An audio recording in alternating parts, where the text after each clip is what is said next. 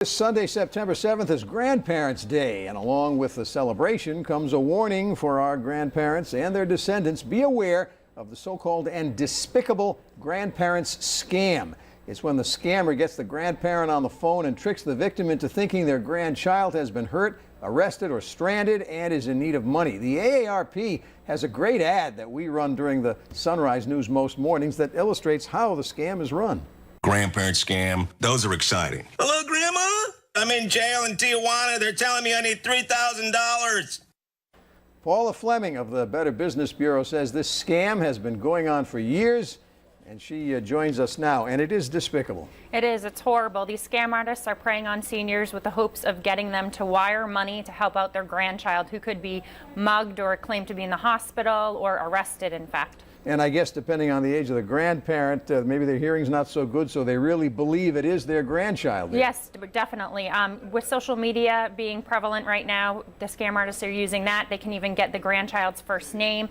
So the grandparent feels the urgency to help out their grandchild and does, in fact, either provide a credit card or wire money to the scam artist. All right, Paula, you have come as usual armed with your list of ways to avoid being a victim of this. Yes. And I guess the first thing is communication, as always. Yes. Teenagers and the parents should communicate, especially if there's elderly in the family. Make sure that everyone knows where the child is. Communication is key. And you share the information with as many family members, I guess, as possible. Yes, share the information, and not only just information, but the details of the information. So contact, email, phone number when they are going abroad, or even just, to a different state.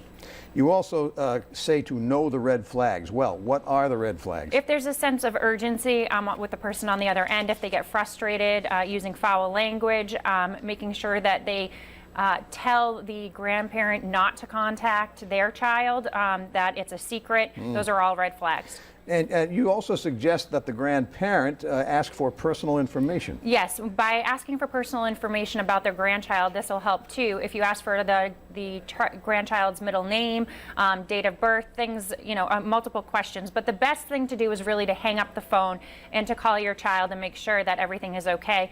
And you can also make the Better Business Bureau aware that this has happened to you, or call the police. And that's your number 5, a bit of information, which is to confirm all those details in the way you've just described. Yes. And there is much more on the bb.org/Boston website. And Paula Fleming, we thank you for joining us. Thanks for having me. That's 3 B's, bbb.org.